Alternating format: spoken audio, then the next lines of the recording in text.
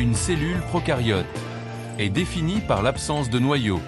On distingue les bactéries et les cyanobactéries. Un exemple de bactérie très étudiée et utilisée couramment au laboratoire est celui d'Escherichia coli, E. coli. Les bactéries sont des organismes unicellulaires, aérobies ou anaérobies, ou les deux. Toutes les bactéries sont entourées par une membrane plasmique. La membrane plasmique est recouverte le plus souvent d'une paroi cellulaire, d'épaisseur variable, qui donne sa forme à la bactérie et la rigidifie.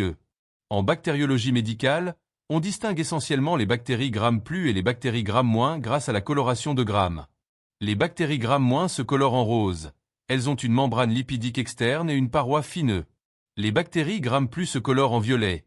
Elles n'ont pas de membrane externe et ont une paroi épaisse. Fig 3.1, structure d'une bactérie de type Bacillus flagellé. Fig 3.2, paroi d'une bactérie Gram+ A et d'une bactérie Gram- B.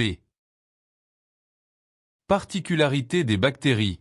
Les bactéries n'ont pas de système endomembranaire, donc pas d'enveloppe nucléaire, pas de mitochondries, ni de peroxysome. Elles ne possèdent pas de cytosquelette à proprement parler. Des ribosomes sont visibles au microscope électronique à transmission dans le cytosol des bactéries. Leur génome se présente sous la forme d'un seul chromosome, le nucléoïde. C'est une molécule d'ADN bicaténaire et circulaire.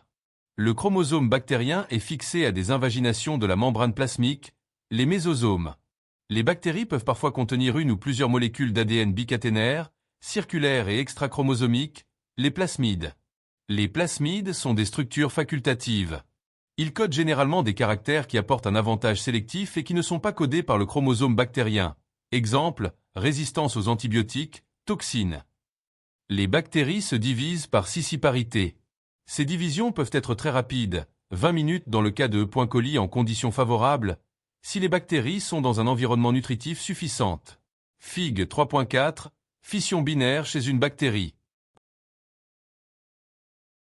Les archébactéries sont des micro-organismes qui ont longtemps été classés dans le groupe des bactéries. Elles sont qualifiées d'extrémophiles car elles vivent et se développent dans des conditions extrêmes, incompatibles avec la vie de tous les autres organismes. Exemple, température de 100 degrés Celsius, pH égale 1, milieu très salé, forte pression. Un exemple d'archaébactérie est celui de Thermophilus aquaticus. On admet aujourd'hui que les bactéries, les archébactéries et les eucaryotes ont un ancêtre commun, le progénote, dont sont issus successivement les bactéries, puis les archébactéries et amphiènes les eucaryotes. Fig 3.5, correspondance et évolution des cellules depuis le progénote. Tableau 3.1, récapitulatif des principales différences entre cellules eucaryotes et cellules prokaryotes. Point court. Savoir décrire une cellule prokaryote. Connaître les deux familles principales. Savoir distinguer bactéries Gram+ de bactéries Gram- sur le plan morphologique. Connaître le mode de division cellulaire des bactéries et savoir le distinguer des cellules. Et cellules eucaryotes. Connaître les principales différences anatomiques et fonctionnelles entre cellules prokaryotes et cellules eucaryotes. Connaître l'existence des archébactéries.